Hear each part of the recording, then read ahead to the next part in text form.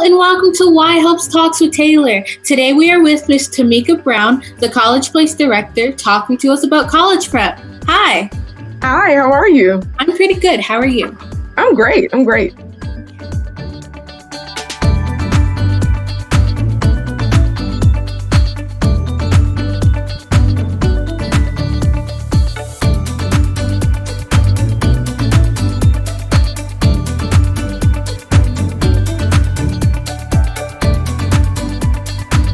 Okay, so tell us about yourself and your organization. Sure. So my name is Tamika Brown. I am the director of the College Place Richmond location.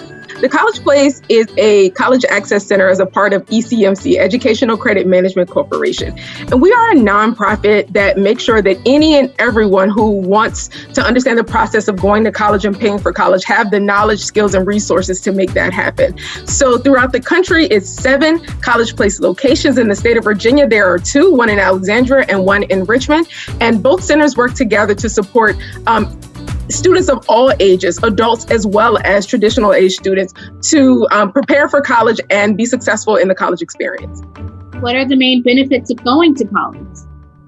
There are a couple different benefits that that folks have researched and found to be really striking. So one, it increases your earning potential. If you go to college, get a degree, it increases your earning potential to be able to create a family-sustaining lifestyle for you as well as your family and to live comfortably. Also, research has shown that folks who go to college tend to have greater job satisfaction. You're actually in a field that you enjoy, and you tend to be more pleased with the work as opposed to folks who may not have gone to college. How do you choose the right college for you? That's a really big question, choosing the right college. And a lot of students want answers to that. Like, how can I find the school that's right for me, right? Well, it's something called school fit, and it's really big. It can determine whether or not a student persists through college or chooses to leave. And school fit is based on 3 things. One is academic fit. So are you a good fit for the school in terms of the rigor of the courses? Also, do they offer the majors that you're interested in? Do they offer support services to help you if you have a learning disability or a physical disability? All of those things play into academic fit, whether or not it's a good academic. Next, you have social fit. So considering how far the campus is from your home, the extracurricular activities on campus, how you would fit in there and be comfortable as a part of your social life on campus. And the last one is financial fit. You can have a good academic fit and a great social fit, but financial fit is huge because you need to be able to afford the school, not just for 1 year, but for the duration of the degree program. So making sure that you're choosing the right school comes down with school fit, academic fit, social fit, and financial fit. What can you do in high school to prepare for college? Oh man, there's so many things you could do in high school. One, take a rigorous course load. So make sure you're taking classes that are challenging you and are pushing you to really develop yourself as a student. Colleges really love that. They love to see that you took a class, you really challenge yourself. And let's say you took the class and you got a B in it. They really honor that because you took the opportunity to take a challenge. Another thing you could do is get involved in activities. And I don't mean get involved in every activity, become a member in every activity at your school. What I mean is that choose 1 or 2 organizations that have missions and visions that you care about, things that you really believe in, then become an invested part of that organization. So become involved your 9th grade year, your 10th grade year, and then stay involved over the duration of your high school career. Develop some leadership experience so that by senior year, you can show that you were a part of these groups, but also you were committed and you've developed some responsibility and leadership along the way. Other things you could do in high school to prepare is think about paying for it. Thinking about how you're going to save for college, the different avenues or options for paying for college, the different types of financial aid options. The earlier you know this information, the better. So those are a couple things that you can do to prepare for college in high school. How do you apply for college and financial aid? Okay, so there are two different processes. For college, all you need to do is essentially fill out the application. Many schools use a web-based platform known as Common App. so that it's one centralized location. Students don't have to complete the same questions over and over again. But a lot of schools use Common App. There is also a coalition app platform that a lot of schools use as well. As again, a common platform that students don't have to submit the same demographic information over and over again. Also, there are some schools who even have their own application on their school's website. So there are a couple different channels. If you are interested in a specific school, I encourage students to look at the school's admissions page, the page to their admissions office, and find out what is there, how do you access the appropriate application for that school. Most schools' applications become available in August of their senior year. So beginning August 1, students can start applying, who are seniors can start applying for admissions for the following fall.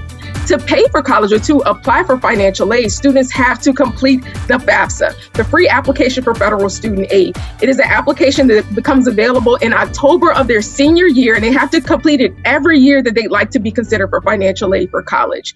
And so for the FAFSA, they're going to ask for information about the student, where they want to go to school, as well as financial information about the family to get an accurate picture of the family finances so that they can determine what federal, state, and institutional financial aid options that the student qualifies for. There are also the CSS profile, which is another application like the FAFSA. Not all schools require the CSS profile, but it captures additional financial information about the family. And there are some schools that actually require that as well. But make sure, again, check out the admissions page to see if they require you to complete the CSS profile. What if you aren't sure what major to choose? Well, there are a couple different things you can do if you're not sure.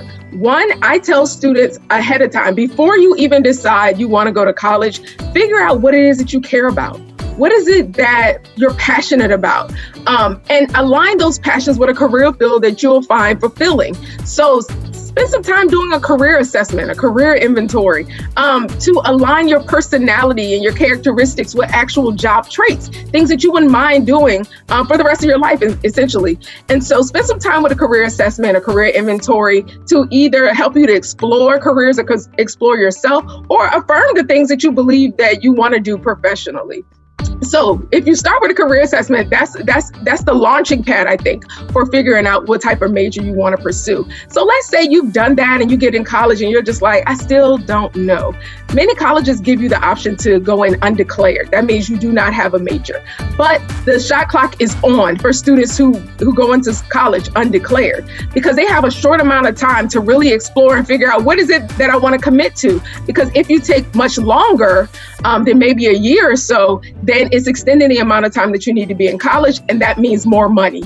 So if you go in undecided, which a lot of students do, is perfectly fine. Just go on with a game plan. Like, there are certain majors that you have your eye on, but you don't know if you want to commit to. So take a course here and there, and those courses may count as a part of your area requirements. All colleges require you to take coursework that reflects that of your high school curriculum. So you're going to be taking English, social studies, science, math, foreign language as a part of your high school curriculum. Well, the classes that you're exploring with different majors and can actually count for some of those area requirements as well. So explore, but make sure it's targeted and intentional so that you can figure out a major that you like to commit to, ideally by the end of your first year in college. How can you balance schoolwork and a social life? That's major. That is major, because when we think about college, yes, we think about courses, but we also think about how much fun we're going to have, right? Like, we're going to be away from home. We're going to be away from our parents. In most cases, students may choose to go away from home and be away from their parents. And, they think about the social life, the activities they're going to be involved in, the parties in some cases. But what I tell students is, remember that you are a student first. You are in this experience to get a degree. So keep your eyes on the prize. Yes, you should enjoy the social life on campus. You should enjoy participating in activities. The college admitted you based on that you could offer something great to their campus, but be mindful that you are a student first. So make sure that you handle those academic components of your life as a student before you delve into the social life. Make sure it's a great balance, because if you don't, the school will make a decision for you that you may not be excited about. So make sure that you're finding that balance. A lot of students have been successful at scheduling. So if they schedule 3 hours of study block time on, certain days, then those hours they will devote exclusively to studying, and then they schedule the rest of their time for different activities that they want to participate in. That way, it holds them accountable for how they use their time, and it helps them to manage their time a lot better. Is it true that when you get to college, you have to advocate for yourself and your parents have limited access to things?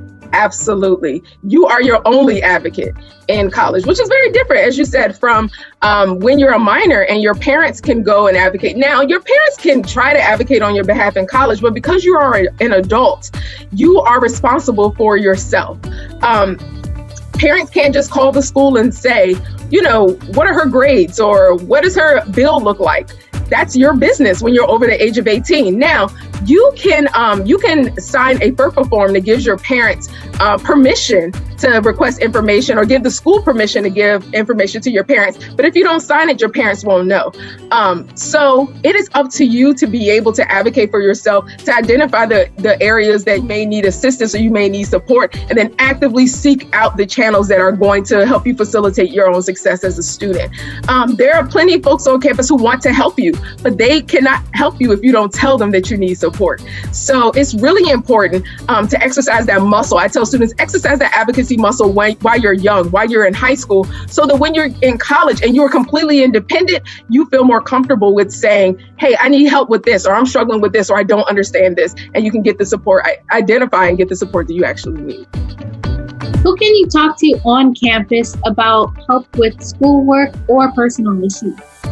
So there are different offices that serve different purposes, but be mindful, the colleges know that you're coming to live on campus. So you're coming with a wealth of concerns, challenges, and so because of those things, they want you to stay at the school. They want you to persist through your education there. So they create offices and supports to help you be successful while you are there, to make sure that you have what you need to persist through the completion of your degree.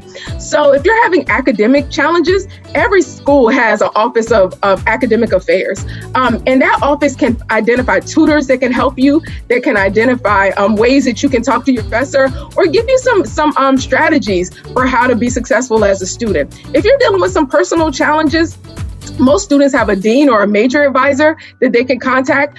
Many schools even have counseling and psychological services on campus. They know that this experience is new for many folks. Being away from home, being independent, a lot of students get overwhelmed from that responsibility alone. And so if they actively seek out the support of the counseling or counseling, psychological services, or a school-based therapy program, then they have someone to provide them with talk therapy and help them talk through what their challenges are and figure out solutions that are going to help them be successful as students. Well, thank you all for watching. Be sure to like, comment, and subscribe. And is there anything else you'd like to say to our viewers? I just really want to say, I encourage students to identify what your dream is and pursue it. Regardless of what challenges that you may have along the way, things may happen, things that you don't expect. Don't lose sight of the prize. Keep your eyes on the prize and continue to work towards that dream, because it's going to be all the more fulfilling when you actually achieve that dream job or start that dream business. But you have to persist. You have to persist. None of this is easy. And I know sometimes it looks like, this person did this, that, or the other. Everyone's challenge, no one's challenge is easy, and everyone is not transparent about what their challenges are. So I tell you, figure out what your dream is and pursue it heavily, and figure as challenges come up along the way, deal with those challenges, but continue to move forward, continue to make forward progress. And if you continue to do that, you will be all the more satisfied with when you actually achieve that goal. College is a way to make that happen. Seeking some form of post-secondary education is a way to make that happen. But regardless, figure out that goal and work towards it. You can reach out to me at the College Place for any support. If you're interested, any services and supports from the College Place are completely free. Completely free. We just really want to help folks. And you can contact me via email, tbrown@ecmc.org. You can check out our website, www.ecmc.org. And reach out to me if I could be of any support to anyone. Okay, we'll see you next time. Bye. Bye.